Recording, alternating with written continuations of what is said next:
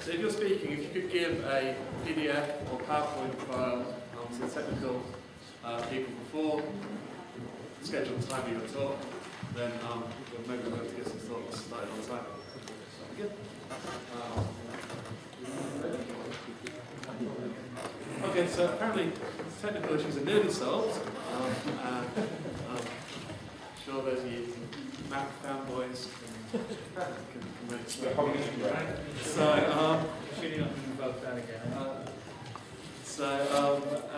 So the next speaker is Paul Meredith, who is another one of the conference organisers, and I guess introduced himself earlier this morning.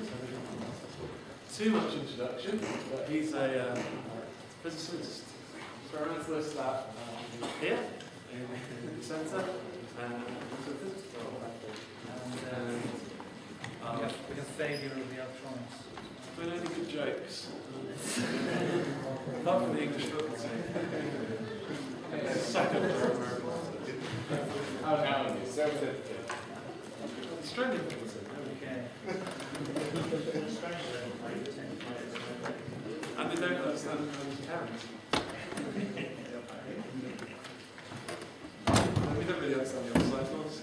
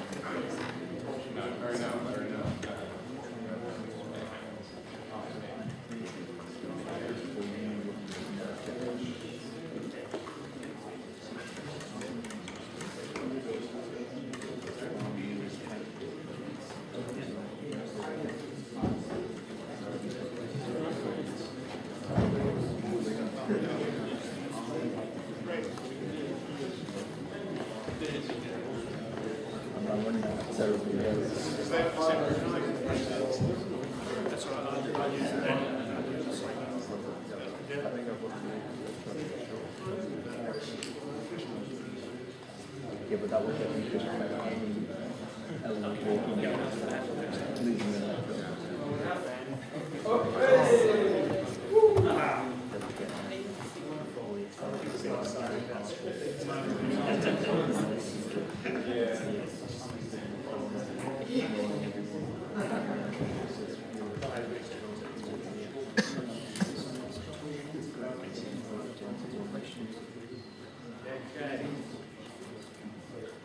Hallelujah.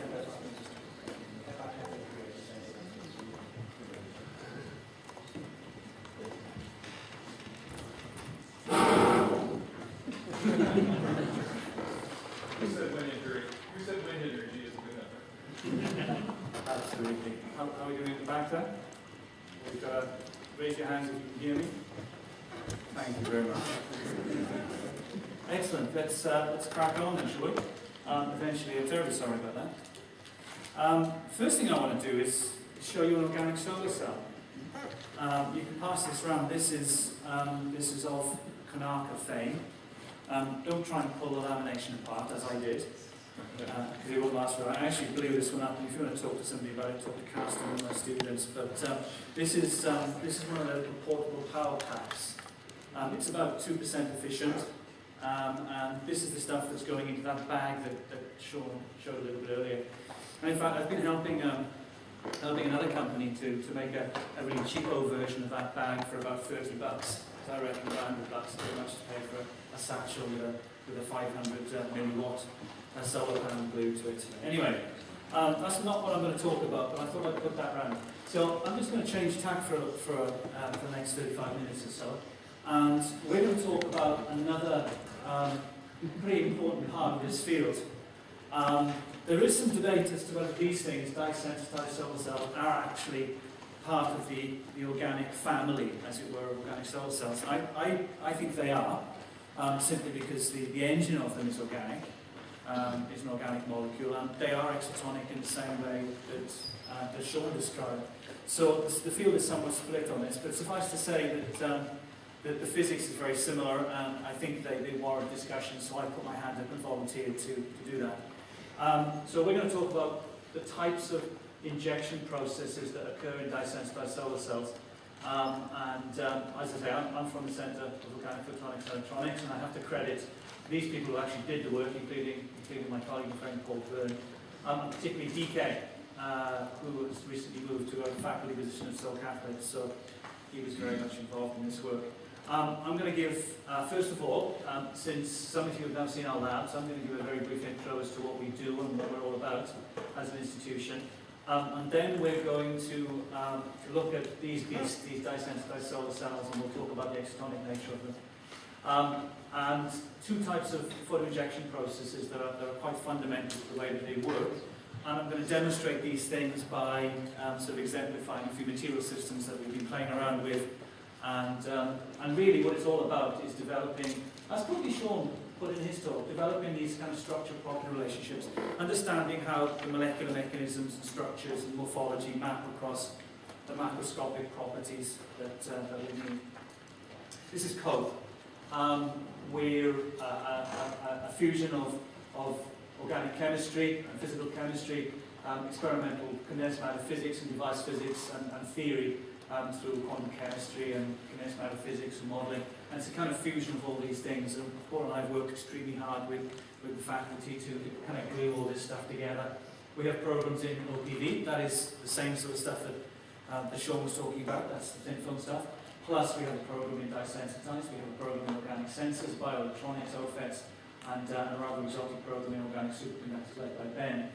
And that's kind of what we do, and that's our philosophy, and you've seen some of our facilities over the last couple of hours. Right, so let's move on with these types of devices. In some senses, they are very, very similar indeed to the device structure that we're passing around, except they're a bit thicker. The engine of these things is once again an organic component, an organic light harvesting system with strong absorption, optical absorption in the visible part of the spectrum. And what you do is you take these things and you bind them to an inorganic nanostructured anode. Titanium is often used for this. It's a nice wide bandgap semiconductor with a reasonable mobility, and this is the photoanode. Now, if you know anything about semiconductors, you say, well, a wide bandgap semiconductor doesn't absorb visible light, so it's pretty crap as a solar harvesting system. And of course, you're right. And in that context, the dye acts to kind of photosensitize the system to visible light absorption. So there's our photoanode, and on the other side of the device is the cathode. Some very nice recent work by boys in Melbourne showing that actually this can act not just as a passive cathode to complete the circuit, but actually can be photoactive, and so you can build photocathodes and photoanodes and kind of start to build some sort of tandem device structures. And I urge you to talk to Attila if you're remotely interested in this, as I am. The kind of Achilles heel to all of this is this guy here. Unlike in the types of device structures that Sean showed you, the P-type material, if you like, the stuff that transports the holes, okay, is this stuff. It's a bit of an Achilles heel for the whole process. We have an all-solid-state device in the thin films that Sean showed you. Often, and the best devices in this particular structure have these things as liquid electrolytes associated with them, and that's a really bad look if you think about stability, putting something on a roof for 15 years to 20 years if you have a liquid component. And anyway, there's a lot of work going on to replace this liquid electrolyte with an equivalent solid state, not giving us the type of efficiencies that these types of systems give us. So these things have been around for about 20 odd years, I suppose now, maybe 20 odd years. They were first developed in the labs in Switzerland of Michael Greitzel. They're often called Greitzel cells, and they are exotonic solar cells, as we're going to see in a minute. So, what are the critical issues? And I'm really going to focus on the organic part, because that's where the physics and chemistry overlaps with pretty much everything else that's going on in OPV. And the defining criteria are this. Well, first of all, you have to have obviously strong optical absorption in the relevant part of the spectrum. Well, what is the relevant part of the spectrum? Well, for these things, the relevant part of the spectrum is about 400 nanometers up to about 750 nanometers. That's the kind of optical window that we're dealing with. You need to have the dye system adsorb very strongly on that photoanode. and in a way in which, first of all, it just doesn't fall off at the slightest hint of a photon. And secondly, that there's good electronic connectivity between those two elements of the process, and we'll see why in a second. They have to be thermally stable, particularly if you happen to live in Brisbane.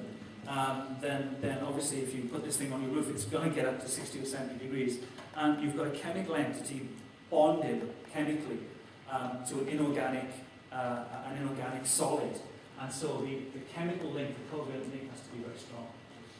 Because of the liquid electrolyte issue, then there's got to be solvent compatibility there. You don't want these things just desorbing off the photoaniode when you put the electrolyte in it.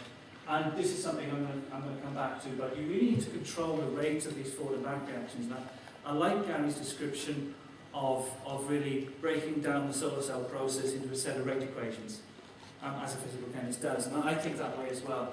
And it's the rate of the forward and back reactions that actually defines how efficient these things are, not just these guys, but the thin film guys as well. So let's focus on now what the light harvesting components look like. Here's a little bit of chemistry, and I know about roughly a third of the audience is chemists, so this is where you turn on. And there are basically three categories of light harvesting systems that have come before. Type 1, category 1, are these geezers. They're metal organic complexes. That's a ruthenium atom sitting in the middle of a bipyridal ligand system. And we tune the properties of these things with the ligands that we glue on at various parts. That's so-called category 1, and that's been a very successful category. Category 2 is very similar, except you've got a charged salt in there, so they're very similar in the way that they act. But category 3 is completely different. They're all organic systems, there's no metals in there, and often the linking groups are very different as well. And I'm going to talk about basically this category and this category, because that's something we've done a fair amount of work on. But essentially, those are the three systems that we've managed to come up with so far. Let's look at the electron injection pathways. So we start off, of course, with the sun and our photon. And as I said, it's the dye system here that essentially is photosensitizing the anode to this visible light radiation. Okay? And so what happens here is a photostimulation of the dye system. And then this process, whereby the photoelectron is injected into, and we'll just talk solid state parlance here for a minute. Titanium is an inorganic semiconductor. It's fairly disordered, and so you can think about it in a similar way to amorphous semiconductors. And it has, round about its conduction band edge, a lot of localized states, and these localized states are thought of as relatively sort of shallow traps. So what we're actually doing is injecting that photoelectron into states that are near the conduction band edge, which then connect with the rest of the titanium in the band structure. Okay? That's actually what's happening. So there's got to be intimate connectivity between the excited state of the dye and these conduction band states in the titanium. And the stuff is bound often via this thing here. It's a carboxylate linkage, bidentate geometry, so the carboxylate linkages that glued on the titanium there. And that type of chemical linkage gives you this good connectivity between the excited state and the acceptor. So it's like an acceptor-donor interface in exactly the same way that Sean described, with the excitonic excited carrier system connected intimately with an acceptor-donor situation, okay? It's very, very similar. That's type 1. Type 2 is a little bit different. In type 2, there's only one dye system that we know of that does this, and that's dye systems where the linking group contain these catapole units, which is a benzene ring with 2 OHs glued on the end, okay?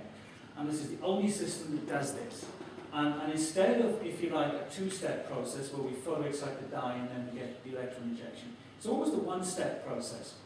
And I'm going to be careful what I say here, because there's quite a lot of conjecture associated with what this binding site is. But there we are, we'll sort of gloss over that for a second. What appears to happen is as soon as you take the dye and glue it onto the titanium, and it glues on again in this bidentate bridge with 2 oxygen-oxygen titanium bridges, you almost appear to get direct injection from the ground state of the dye upon photostimulation into states near the conduction band edge of the titanium. It's kind of a direct process.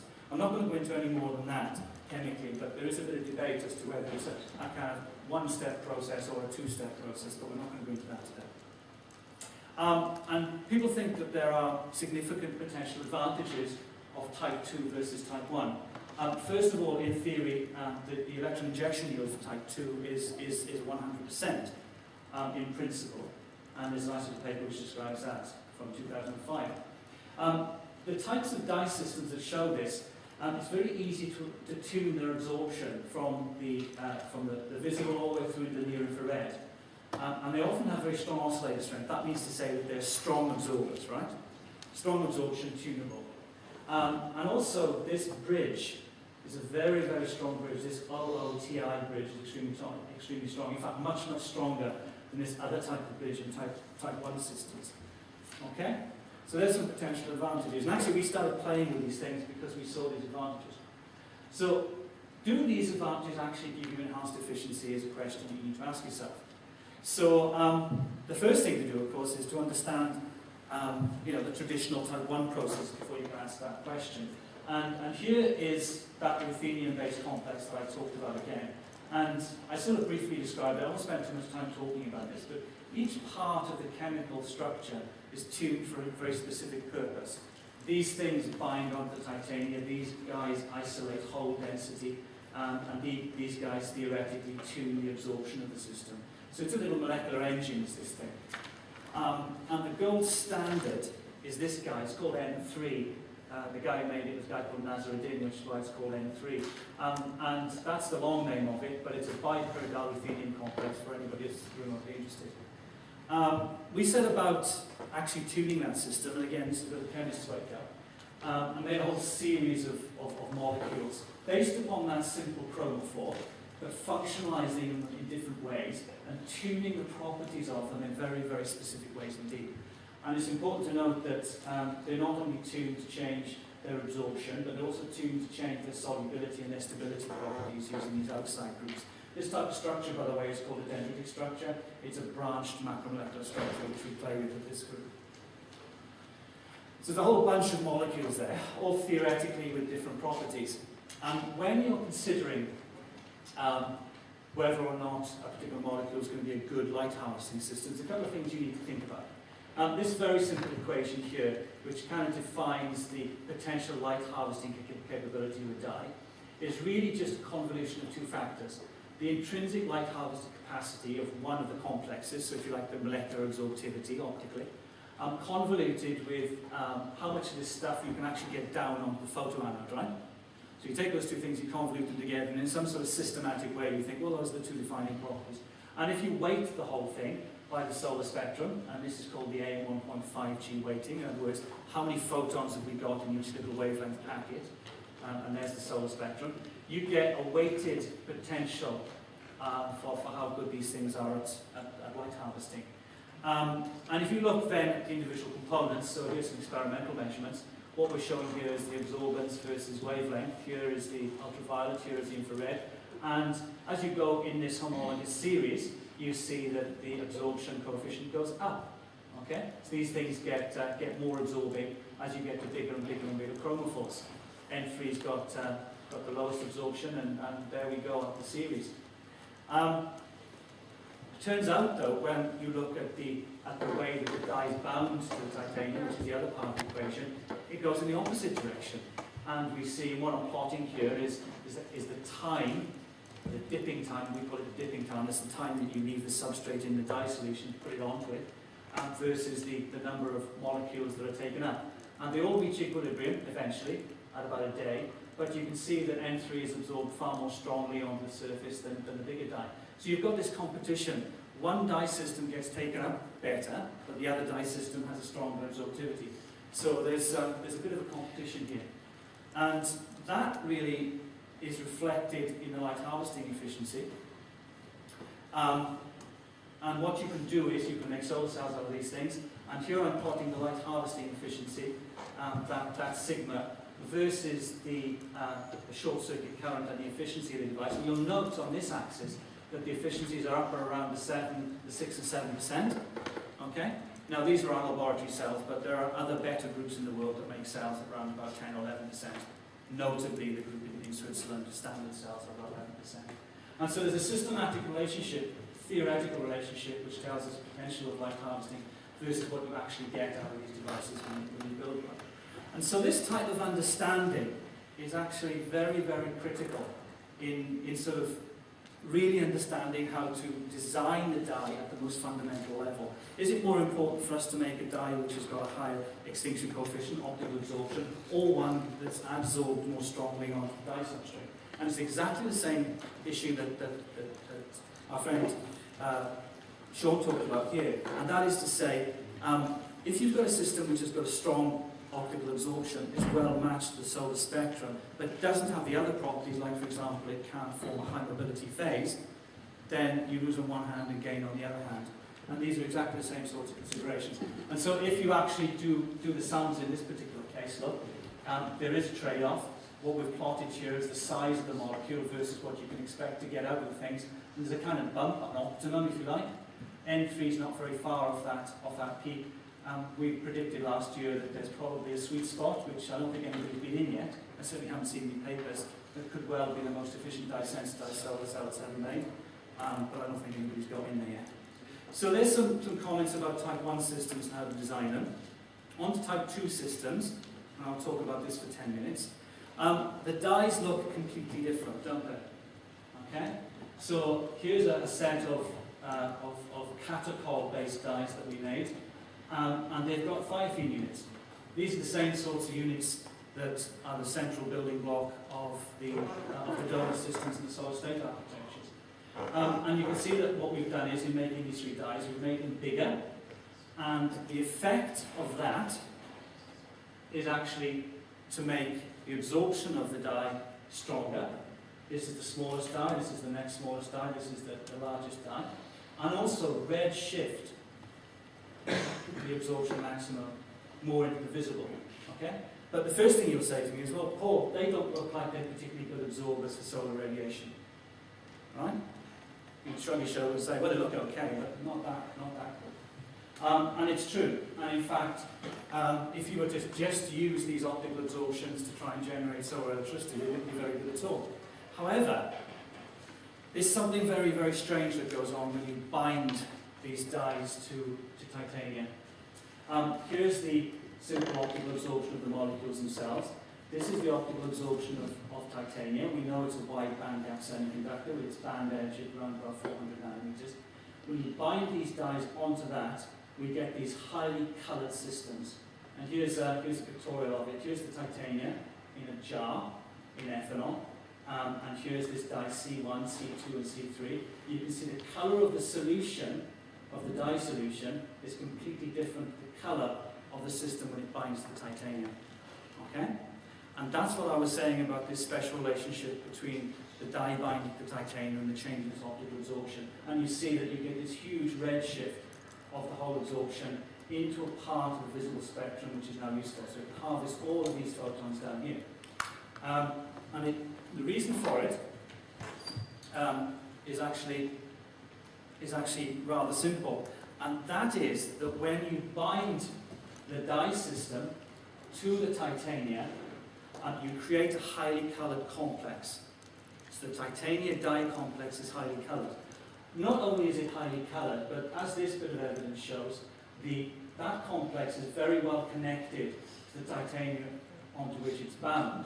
Remember I said in the type 1 system that you need to have efficient injection of the electron from the absorber system with the titanium. Well, the same goes for this. And here's a little experiment.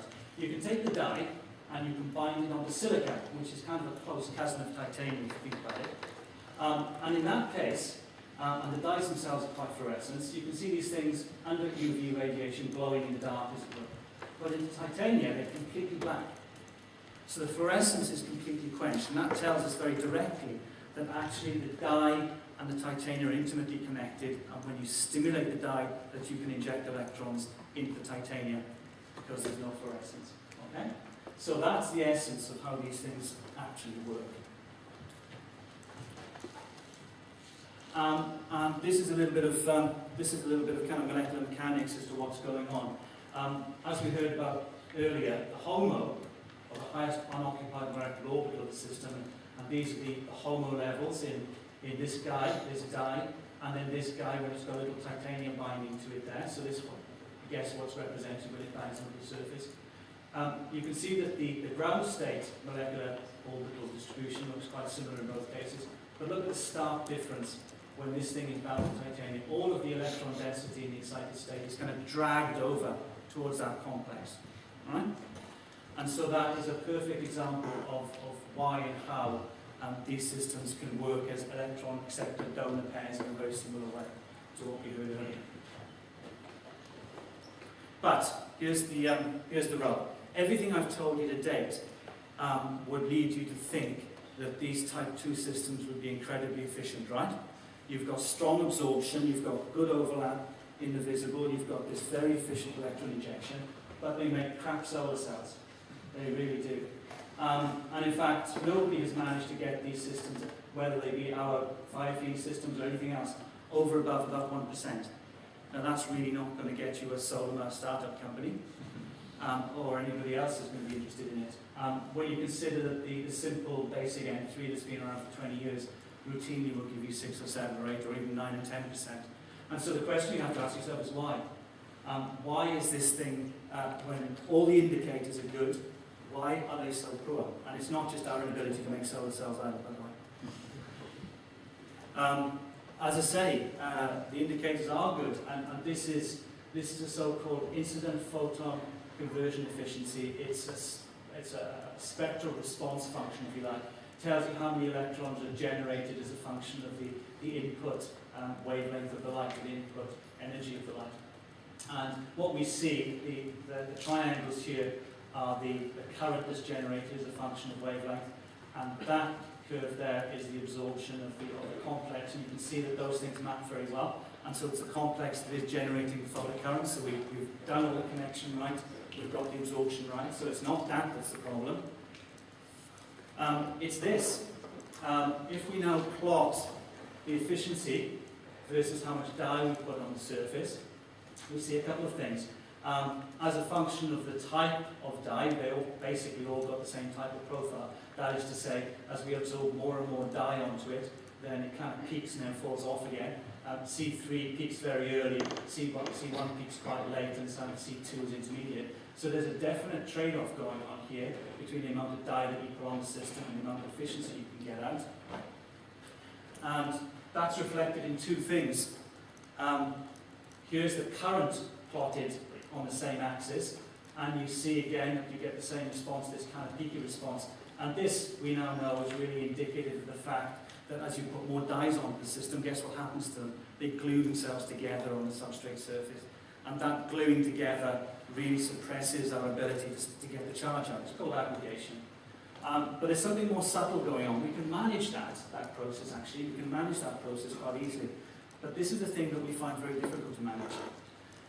What we're plotting here is another one of the critical device parameters, which is the open circuit voltage, versus again the same axis. And as the diode goes up, the open circuit voltage quite clearly starts to come down.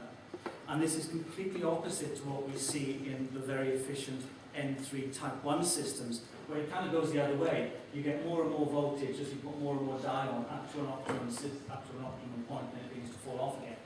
And so as the dye uptake goes up, the voltage goes down in our case. And the first thing that you start to think about when you see that is recombination. And let's go back to the injection processes that are going on here.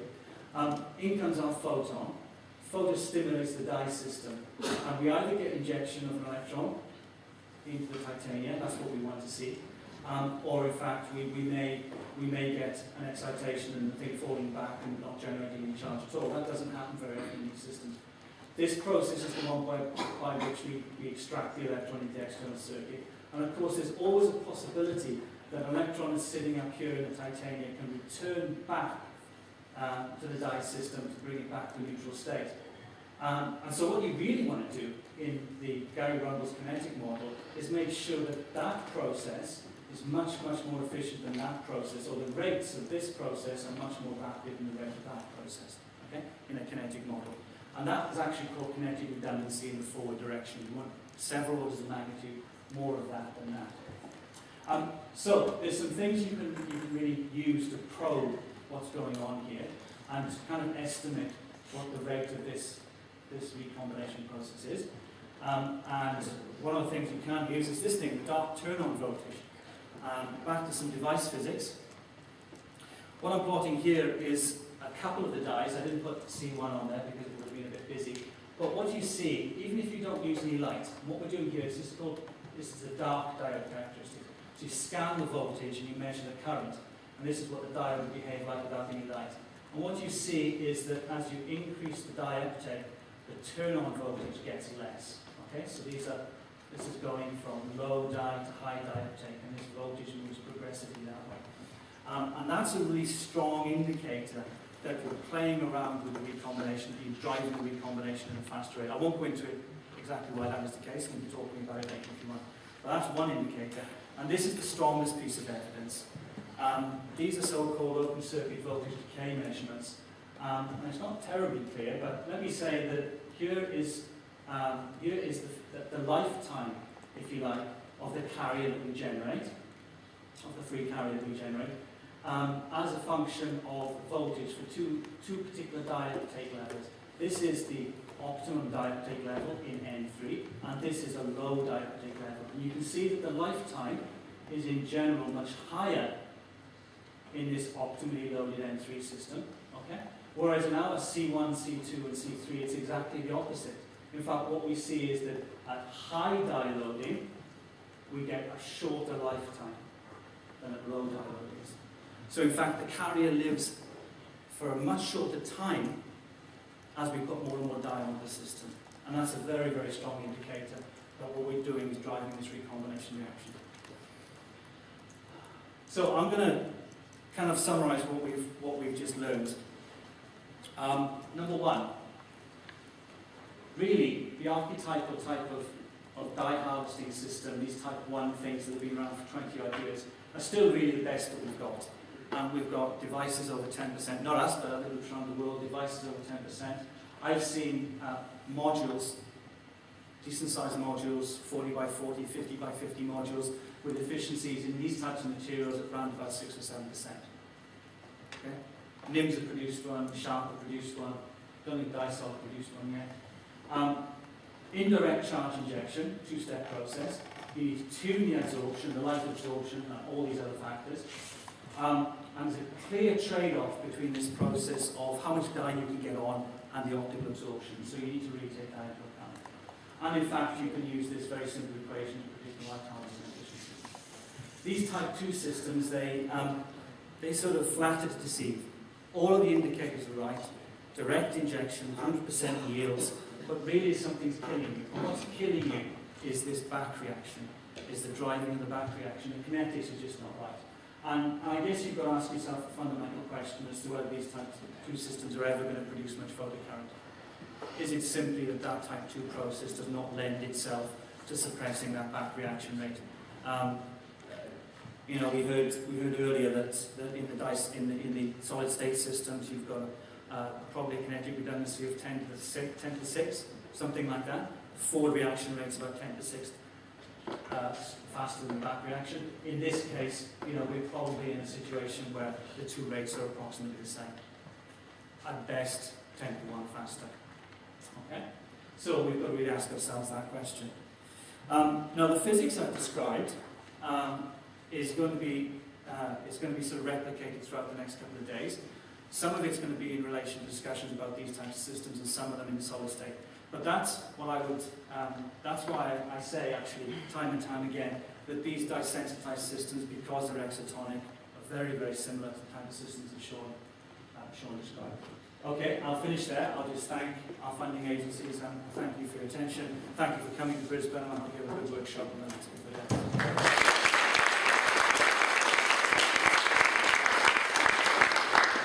Okay, well thanks Paul, thanks for a nice talk and for catching us up on time a bit. But yeah, Paul's left us a little time for some questions and Jeff's. Well, what have you thought about putting a secondary hull transport worthy of the end of your primary hull? Yeah, and so that, again the trade-off comes to Jeff that if you do that, are you then perturbing thing that you're trying to engineer in the first place, which is the extension and conjugation of the thing, and increasing the extinction coefficient by extending that conjugation out, and that's what would happen. You'd have to decouple, I guess, if you want to localize some hole density from it, and that's why the N3 system works so well. The location of the hole density doesn't perturb the lowest energy transition that much. So putting those NCS groups on, there's very little to perturb the engine All flow. away from the electron, then Yeah. the electron can't. That's right. Yeah, and it's a strategy that people are now beginning to suggest for these type 2 systems. Maybe the only way to make them work. You mentioned the voltage decays measures the lifetime of the electrons in CIO2, but the other part of the puzzle is the regeneration, of course, of the lifetime. I think what you're seeing is very similar for some of the type 1 dyes, where the explanation is more like the dye attracting I3 minus ions. So the recombination of electron to the acceptor seems to be in the electrolyte which are limiting your VOC and not through the diketone. So I'm wondering if you have any feeling on the regeneration rate, and also your dark measurement where the diketone is actually not playing any role also indicates shorter lifetime. So I'm thinking there might be an issue with the recombination through the electrolyte. I wonder if you consider that, or what's your opinion? That's perfectly possible. That's absolutely possible.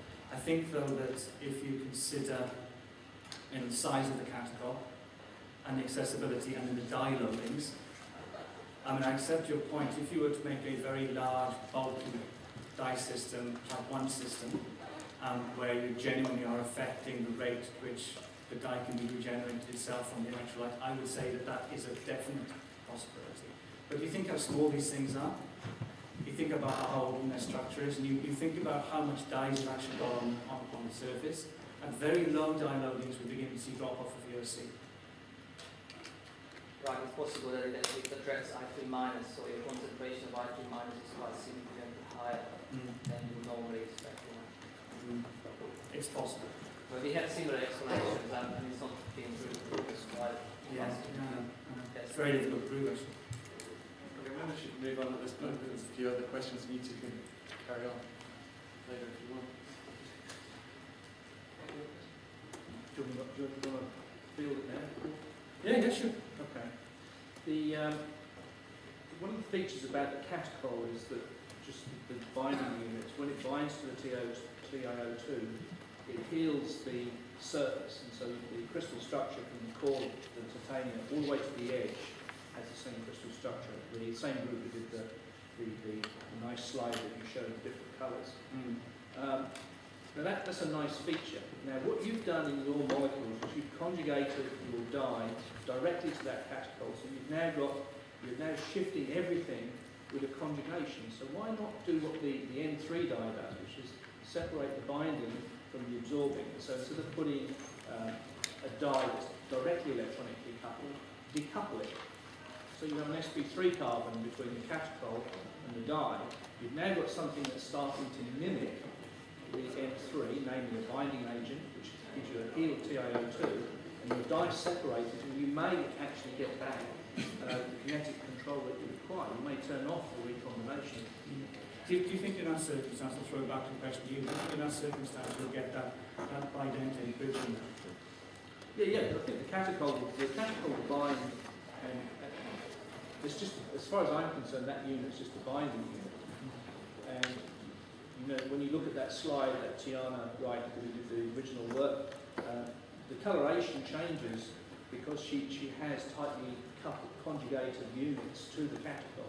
Yeah, but you can see it's not working. But if you couple it, Paul's looking at me, the other Paul's staring at me over there. Very intimidating, Paul.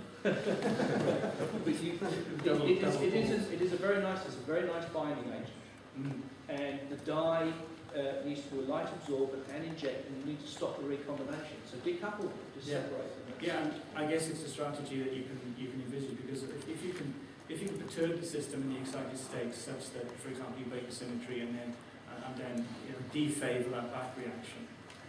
And that's exactly what you're talking about, actually. That's exactly what you're talking about. Yeah.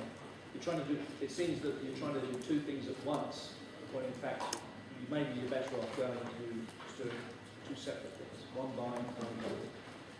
Yeah, thanks. Any more basic questions? Okay, well, if there's no more questions, then maybe you can join me in thanking Paul for a very nice talk.